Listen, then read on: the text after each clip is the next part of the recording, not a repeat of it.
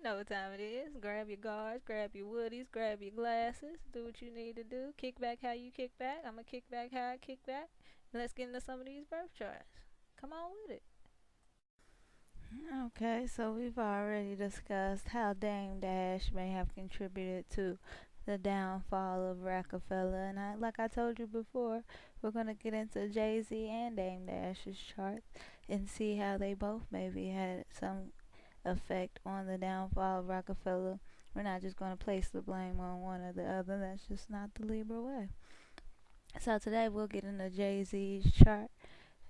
See what he's all about. See how he's cause Jay Z, we know of Jay Z. We don't really know Jay Z. There's a lot of celebrities, but really more so, Jay Z and Beyonce. It's like we get a lot more image than anything else. So let's get a little bit deeper into what's going on with Jigga, Mr. Jay Z, Sean Carter. Now, Jay Z was born on December 4th, 1969. Or at least that's what they tell us, We never really know the true birthday of these guys. Because they say Jay Z's a little bit older, but we're not going to go there. We're going to take the information that they gave us. Anyways, he was born December 4th in 1969 in Brooklyn, New York. And his sun is in Sagittarius, his moon is in Libra, and his Mars is in Aquarius. You know how we get down. Sun, moon, and Mars for men, sun, moon, and Venus for women. And then we'll get into some of those aspects. That's where it really gets interesting. But first, let's get into that sun sign. Now, with Jay Z being a sun in Sagittarius, we know that at his core, at his soul, who he is, who he's trying to be in this world is an adventurer. Sagittarius is the adventurer. It's the hunter. Mars is more of the warrior, the soldier. Let's go out and complete the mission. That's Mars. Sagittarius is ruled by Jupiter, although they're both fire signs. They're Jupiterian, so they're more wise. They use more wisdom to get things done. They want to go out and experience things and take that and learn what they can learn from it and then teach others. So you'll notice maybe if you've ever been around a lot of Sagittarius, they talk a lot, but when they talk to you, it's not like a conversation with like a Gemini where it's just, a bunch of random conversations about different things. No, it's like they're preaching at you. Like, this is the person who's like, bruh, they always preaching. Like, why are you always talking to me? Like, that teacher in school, and you're like, bruh, why are they always preaching? Like, okay, I get it. Like, that's how you feel. Like, don't try to infringe that on me. You can get that feeling from a Sagittarius, and it's just because they're all about the belief, what they believe in. I believe they're all about the higher principles, the higher morality. You'll see a lot of Sagittarians are very involved in religion, and not even just religion, but different forms of spirituality and things like that. And you'll notice because remember, Sagittarius is ruled by Jupiter, and Jupiter is all about expansion and growth and going out into the world and learning through hands-on experience. Gemini is more so the sit back and read a book and learn the facts first, and then maybe I'll apply it or maybe I won't, but I can show you that I know it. I can communicate it to you in a way where you'll think I know how to do it even if I don't. Like, Geminis can get away with that a lot. Like, they may not have a clue what they're actually talking about, but they know so much of the actual details and what it is and what it's supposed to be, that they can trick you into thinking that they can actually accomplish some things that they can't actually accomplish because they only read it. They don't actually know how to apply the skills or the information to the actual situation. So sometimes you can get that with a Gemini. So with that being on the opposite end, a Sagittarius is the complete opposite. So a Sagittarius is going to know how to go out and do it, or they may have the experience. The Sagittarius is the person on the job who's been there for 20 years and knows everything on the job, knows everybody's position, knows exactly what everybody is supposed to be doing. but they could not tell you why. They could not tell you why. Like if you walked up and asked the Sagittarius, they could not tell you why we're doing the thing that we're doing, but they could tell you exactly what everybody is supposed to be doing, exactly how it goes. But they may not have necessarily learned that information because remember that's Gemini's part. That's what Gemini plays. So a Sagittarius may not actually know any of the details of what they're doing, but be the best person at the job at it. And you'll be like, bruh, what? Like, how are you even getting this done? You'll be like, bruh, you don't even know what you're doing. Like, how are you doing it? That's the Sagittarius. They're the person who's been at the job for 20 years but won't go back to school just to get their degree and get the higher pay.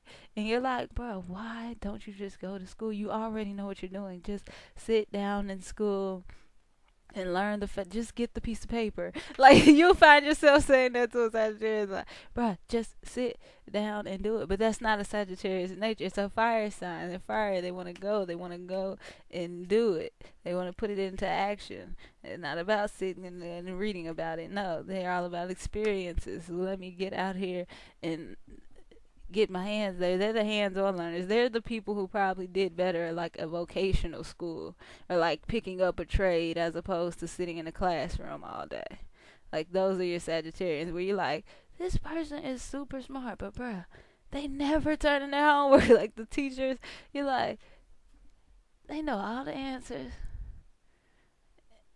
Like this is what the Sagittarius, especially I know Sagittarians throw teachers off with this because it's like they'll know the bigger they'll understand the larger concept, so they don't necessarily need to know all of the little stuff. Because on the day of the test day, all you really need to know is the big concept. You can pretty much answer all the questions, and the Sagittarius can do that, but they won't turn in any of the homework. They're not coming to class, like, and it's just like, bruh, you could be great. But that's just not a Sagittarian's nature. Sagittarians are doers. That's the one thing I can definitely say. And if you've ever dealt with enough Sagittarians, you'll know that Sagittarians are doers. They can get it done. If you need, like they say, if you need something done, they'll get it done. That's definitely a Sagittarius if they can. Now, if it's not within their means to do so, a Sagittarius can separate themselves, or they know how to tell you no, like straight up. If they ain't got it, they'll tell you no. Like they're not going to BS you or do all the extra stuff. Like if I got it, I got it. They're generous because remember Jupiter is all about expansion.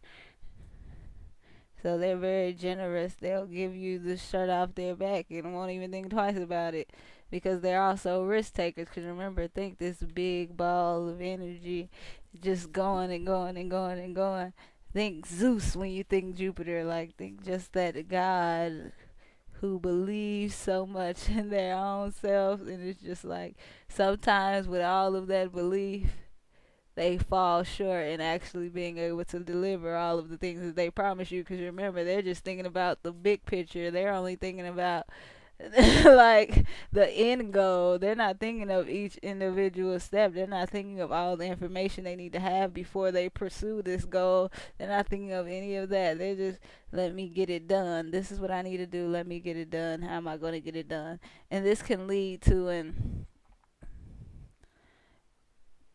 opportunistic side of them that you can see peek out sometimes, because a Sagittarius is going to have that like charisma. They're going to be fun to be around. They're going to be fun to be around and associate with, and and they're going to have that wisdom, and they're always going, a Sagittarius is always going to give you that optimistic point of view when you come around them. They're not really going to bring you down. A lot of people love that kind of energy because it can kind of fill you up when you're down, so a lot of people would like to be around Sagittarius.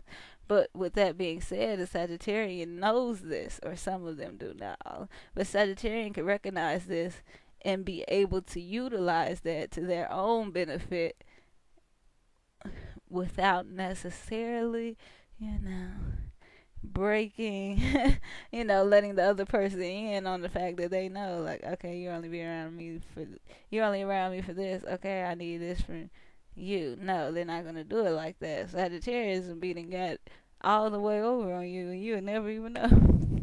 You'll never even notice it, bro, because they just so cool and so optimistic and so pleasant that you will never even see the snake behavior until all the way down the line. They'll have so much meaning behind it.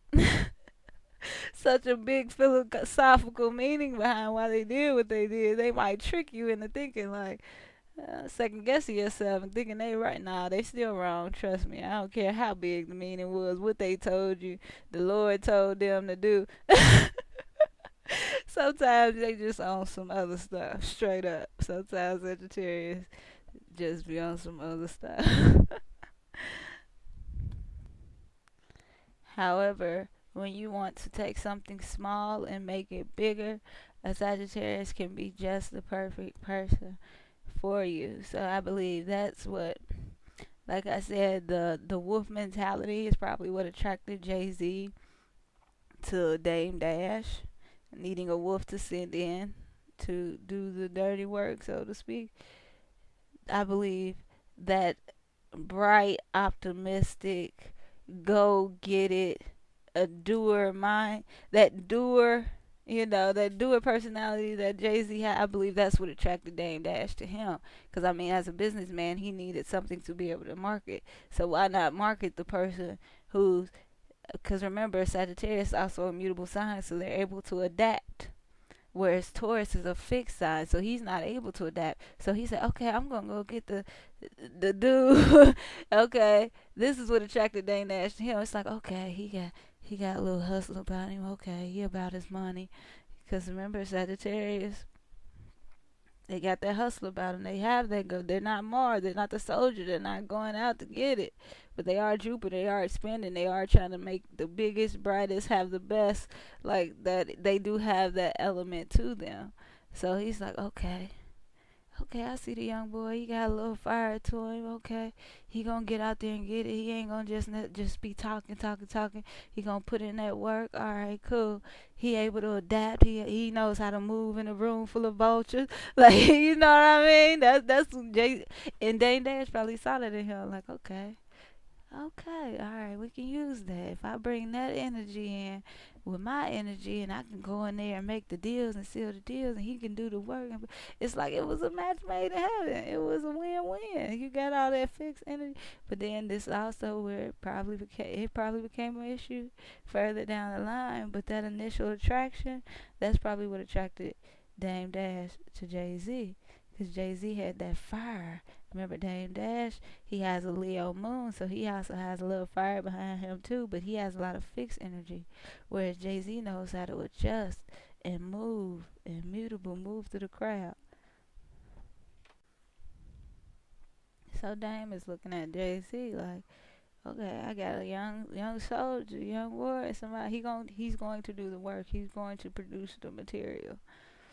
That's how Dame Dash saw Jay-Z in the beginning. Like, okay, and Jay-Z was a hustler, so they had that in common. So it's like, okay, we on the same page, but he can move a little bit better. All right, I'm sure Dame Dash knows. Like, okay, I don't rub people the right way all the time. I need somebody who can kind of shake and move, rattle and roll. You know what I mean? Knows how to go with the flow a little bit. And that's probably how they were able to stay afloat, probably during the down times. Because I know Dame Dash probably stressing everybody out when stuff wasn't working out. Because he's a fixed sign and he wants things his way and he wants things to stay the same and consistent. And that's just not the nature of the industry that they're in.